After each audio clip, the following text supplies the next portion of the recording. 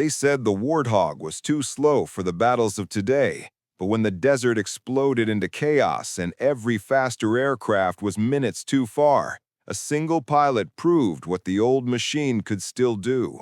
Not with speed, but with refusing to leave anyone behind. You're watching Warthog Valor Stories, where forgotten aircraft, hidden heroes, and quiet courage take the skies back from doubt. Let us know where you're watching from, because this story isn't just about a mission. It's about the moment a pilot showed what staying power really means. Major Jonathan Reynolds wasn't a man easily rattled, but the tone in the controller's voice pulled his attention from the briefing table before the words even formed. The Northern Convoy, an extraction team returning from a sensitive pickup, had been ambushed in open terrain and pinned against a ridgeline with no natural cover.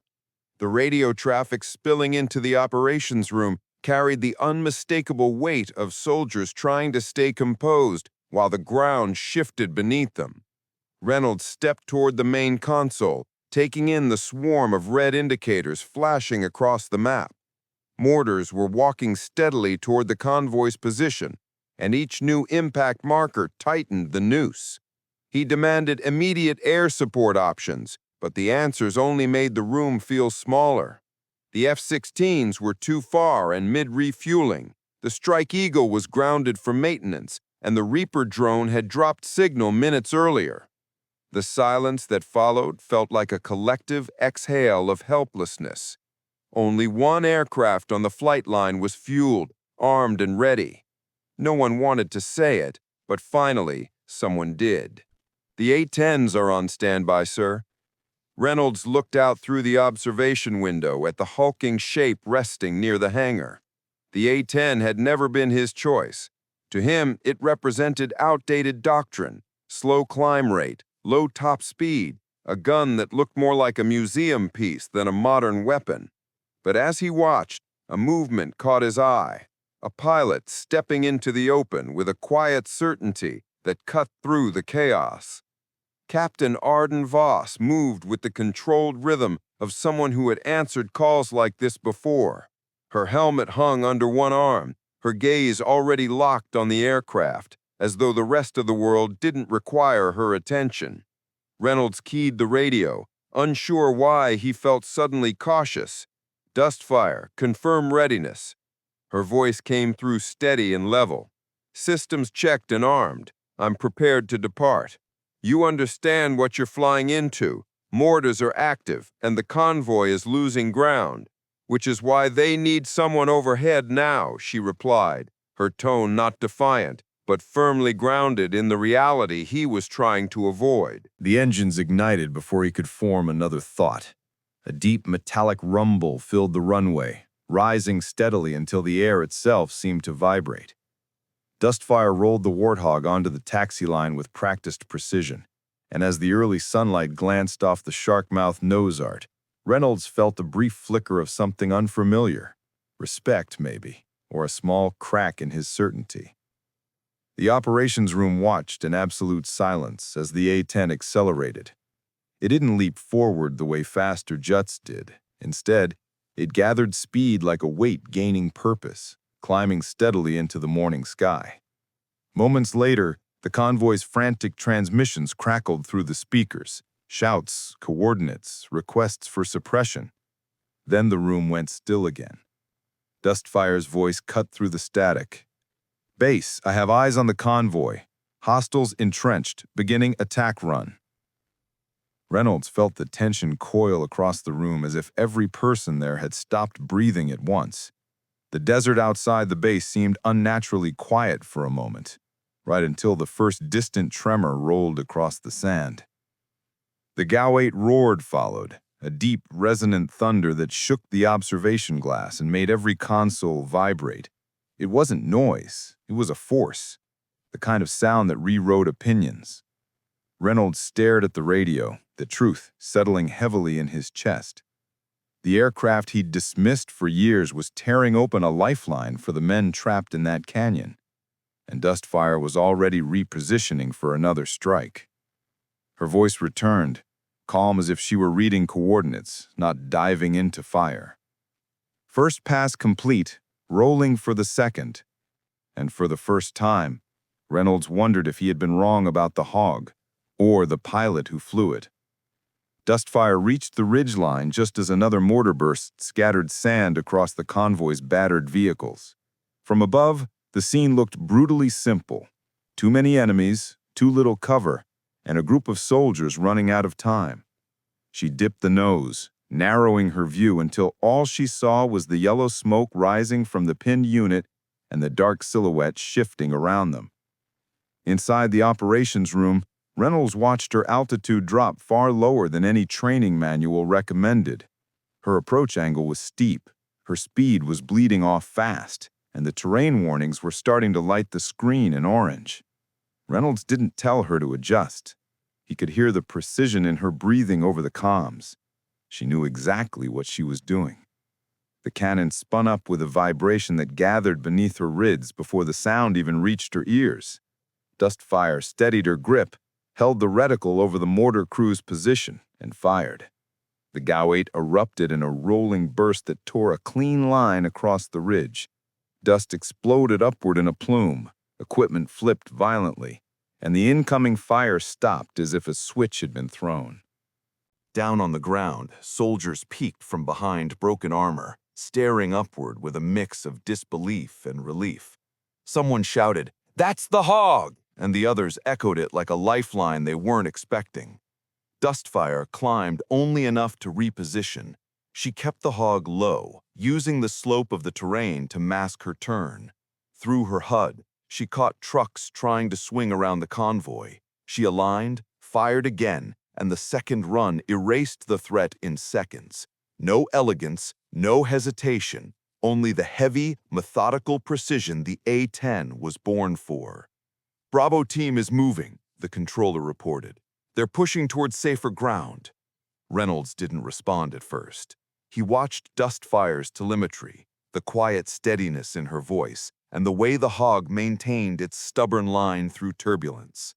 The aircraft he had spent years criticizing was doing exactly what none of their faster jets could have done, staying in the fight long enough to turn the tide. Dustfire circled once to scan the field. The main threats were gone, but at the far edge of the canyon, she noticed a lone vehicle breaking away, heading toward a drop that would hide it from aerial view. If it reached the channel, the enemy could regroup and strike again. "Base, be advised," she said. "One hostile moving west, fast." Reynolds reacted immediately. "Your run is complete, Dustfire. Ground teams can intercept." She leveled the wings, locking onto the escaping vehicle. "Negative, Major. If they lose sight of it, they're exposed again. I'm going after it." Before he could reply, she pushed the throttle and dropped altitude sharply. The hog's frame shuddered as she descended into the canyon, close enough that rocks blurred past her wingtips. Alarms spiked across every monitor in the operations room. "Her altitude's too low. She's in the terrain envelope," a tech shouted.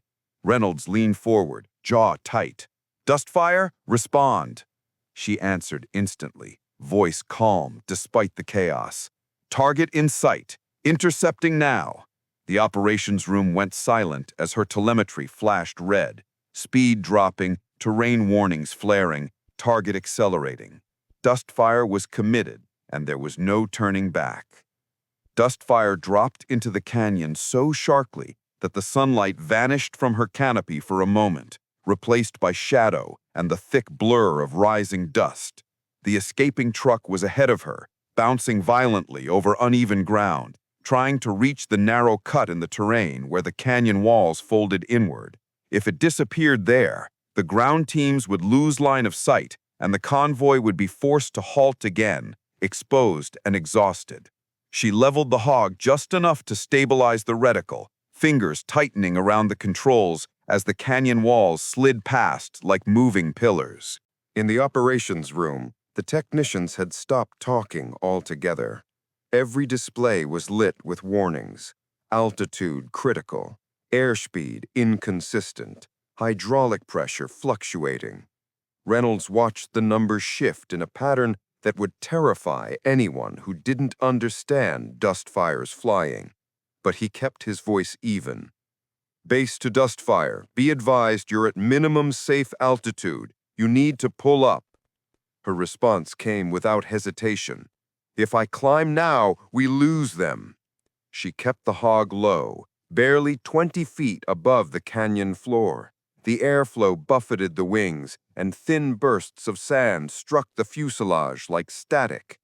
Dustfire steadied the nose, exhaled slowly, and allowed the aircraft to drop just a fraction more, enough to close the angle, enough to force the enemy into a straight path. The truck ahead swerved, tires digging into the sand, trying to shake her. It failed. The hog's shadow engulfed it as she aligned for the shot. She squeezed the trigger, and the GAU-8 responded with a short, savage burst that kicked dust into a cloud and ripped the vehicle apart in a flash of metal and flame. The recoil thumped through her seat. The echo rolled up the canyon walls like distant thunder. When the smoke cleared, nothing moved on the ground. Dustfire eased the throttle and climbed slowly out of the canyon, the sunlight returning in a blinding wash of gold across the canopy. She felt a flicker of relief, but it vanished the moment she checked her instruments.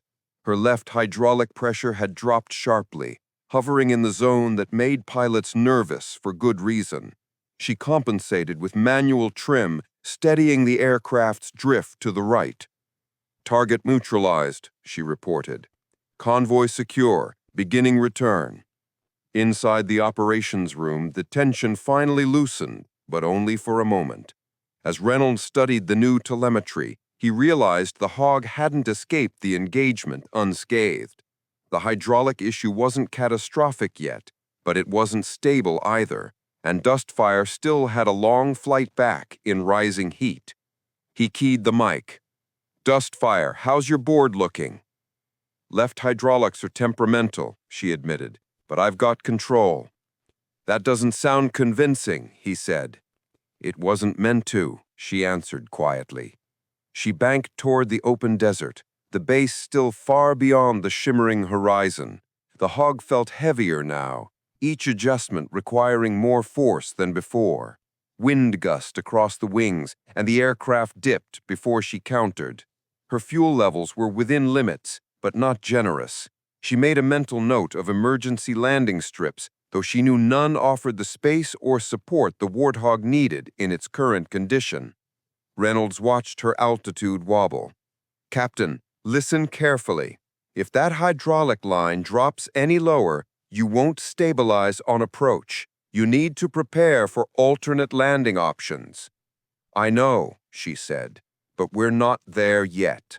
He realized then that she wasn't just flying home. She was fighting the aircraft inch by inch, refusing to let it show its age, refusing to let the mission end in fragments scattered across the desert. The A-10 was built to take punishment, but watching her coax her through the turbulence made Reynolds understand something he hadn't before. This machine wasn't merely durable, it was loyal. It followed the hands that refused to give up. As the base came faintly into view, Reynolds leaned toward the window, searching for the shape against the sky. Dustfire pushed the throttle slightly to test the left side response, and for a split second, the hog dipped hard before correcting. Instruments flashed again, orange, then red. Her voice returned, quieter now, but still steady. "Major, I'm coming in, but I'm gonna need a clear runway." Reynolds looked at the data flashing across her screen, fuel dropping, hydraulics unstable, crosswinds rising from the west. Add desert heat and a tired airframe, and what Dustfire was trying to do slid cleanly past difficult into borderline unreasonable. He grabbed the nearest headset, his tone shifting from analytical to something closer to personal. "All right, Captain, you'll have a clear runway. We're shutting everything else down. Emergency crews will be in position." He paused, watching her altitude tick lower. "But you're not going to get a pretty approach." Her reply carried a tired kind of humor. "Pretty was never really the hog's thing, sir." Out over the desert, the base was a thin strip of light against an ocean of fading gold. Dustfire felt the Warthog fighting her every correction now, the airframe shuddering when she tried to bank, the nose wanting to drift off-center. The left side lagged just a fraction behind every command she sent through the stick, as if the aircraft needed an extra heartbeat to remember what it was supposed to do. She coaxed it back in line, inch by inch. "Hog, you don't dare quit on me now," she murmured, not realizing she'd said it out loud. The runway lights brightened as she approached, a glowing path cutting through the dusk. On the ground, fire trucks and rescue vehicles lined the sides like silent witnesses, engines idling, crews standing ready with helmets on and eyes fixed skyward. Reynolds stepped out onto the balcony, ignoring the hot wind that whipped his uniform. For all the years he'd spent arguing about efficiency and modernization, none of that theory meant anything in this moment. Either she got down in one piece, or this became another cautionary story told in low voices. "Dustfire, you're high and right," the tower called. "I see it," she answered, nudging the stick. The hog drifted, then grudgingly obeyed. Her left leg pressed harder on the rudder pedal to counteract the yaw. The aircraft responded late, like a stubborn animal choosing whether to cooperate. Her heart rate didn't spike. Instead, her focus narrowed. Airspeed a little hot, altitude bleeding faster than she liked, crosswind trying to shove her off the center line. All of it added up to a conclusion she refused to accept. This landing would not be fully under her control.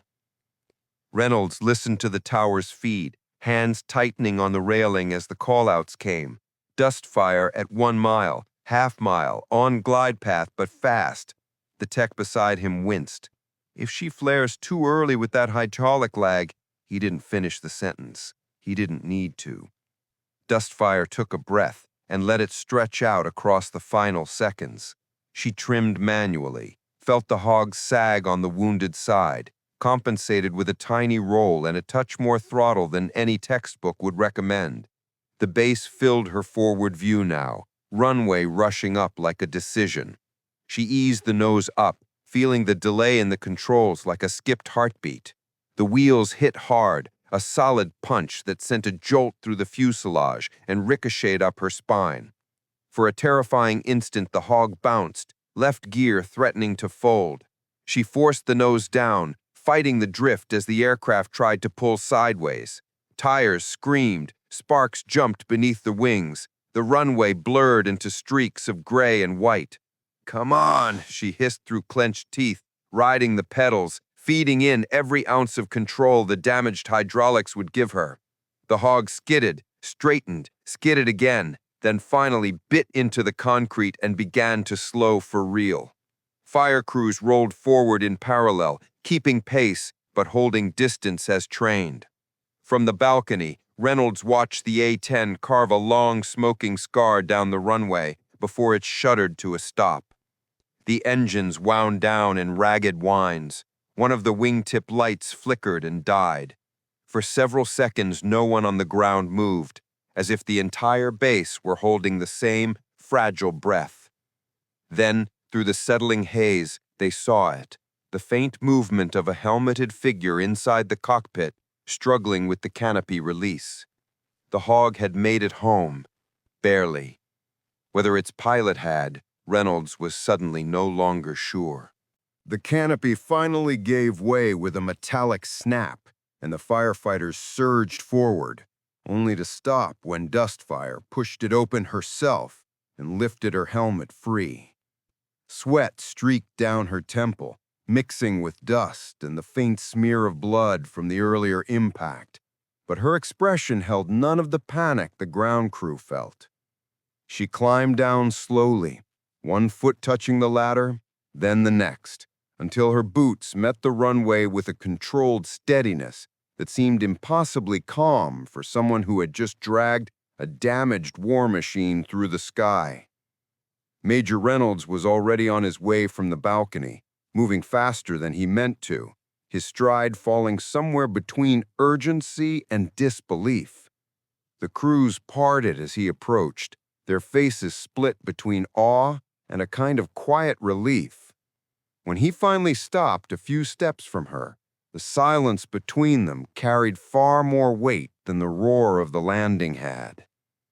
"You should be in the med bay," he said, though the words came out softer than intended.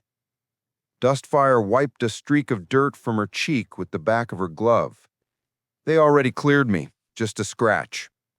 Reynolds' gaze drifted to the A-10 behind her. Smoke still curled from the left engine, and the paint around the nose was scorched, the shark mouth blackened but still faintly grinning. The aircraft looked like it had survived a dozen lifetimes in a single hour. "It's more than a scratch," he muttered. She followed his gaze, then shrugged. "Hogshead worse." That answer, simple, direct, almost casual, struck him harder than any report or performance chart ever had. The A-10 was built to take punishment, yes, but someone still had to fly it through hell and drag it home, and she had done it without flinching. Reynolds folded his arms, struggling between reprimand and gratitude. "You ignored a direct recall order." "If I had turned back," she replied, meeting his eyes with steady clarity, "that last vehicle would have escaped, and the convoy would have taken another hit. There wasn't time to debate it." He should have lectured her. He should have reminded her of protocol. But as he looked at her, helmet still tucked under her arm, uniform stained with smoke, exhaustion sitting in the corners of her eyes, he understood that she hadn't taken a risk for herself. She had done it because someone had to. He exhaled slowly. "I suppose there's no point in writing you up for saving an entire team." Dustfire offered the faintest smile. "Paperwork's overrated, sir." Around them, the base resumed its rhythm. The convoy that she had saved was rolling through the front gate now, engines humming as soldiers lifted their heads toward the runway. Some waved despite the distance, their gestures small but unmistakably grateful. Dustfire nodded back once, as if acknowledging a promise that didn't need words. Reynolds watched the exchange in silence, feeling something shift inside him. Not admiration alone, but a full dismantling of every assumption he had ever made about what mattered in combat. He stepped closer, lowering his voice. "I spent years arguing that speed wins battles." "And?" she asked. "And today proved me wrong," he said. "Sometimes the only thing that matters is staying when everyone else leaves." Her expression softened, not triumphant, not proud, just quietly understanding. That's what the Hog was built for. Reynolds looked again at the battered aircraft, still hissing as it cooled in the thick desert air, and realized he was seeing it for the first time, not as an outdated relic, but as something forged for moments exactly like this. Then a sharp crackle from the radio on his belt interrupted the moment. A new distress call, distant, urgent, unmistakable. Dustfire glanced toward her A-10, then at Reynolds. Her voice was calm, but her meaning was clear. Tell them to refuel her. The moment Reynolds answered the new distress call, Dustfire's attention shifted back to her A-10, as if fate had simply tapped her shoulder. Another convoy, East Ridge, taking heavy fire. No time, no backup, no one close enough except her. The crew chief hurried toward them, shaking his head. "Ma'am, she's not ready. The hydraulics are barely holding, and you just put her through." Dustfire rested a hand on the scorched metal, feeling the warmth that hadn't yet faded. "She'll fly." The certainty in her tone silenced everyone around her. The Hog wasn't pretty, and it wasn't fast, but it survived everything the world threw at it. Today would be no different. Reynolds stopped a few steps away, trying to balance his duty with the truth he didn't want to admit, that she was the only one who could make it in time. "Captain, you don't have to answer every call." Dustfire met his gaze, exhausted but steady. They don't have time for debates. He looked at the damaged wing, at the leaking hydraulic line, and finally nodded. I'll get you an escort. A small, tired smile, if they can keep up. The ground crew rushed in, fuel lines snapped on, replacement panels were bolted down fast, ammunition clattered into the cannon drum. With each step, the hog seemed to come alive again, scratched, dented, but willing. Dustfire climbed the ladder slowly, lowering herself into the cockpit like she'd done it 1,000 times. The canopy locked with a sharp click. Reynolds stepped back as the engines lit, sending a hot gust across the runway. The sunset painted the sky in deep gold behind her. The battered A-10 looked less like a machine and more like a promise. The aircraft rolled forward, gathering momentum, fighting its own wounds but refusing to stay grounded.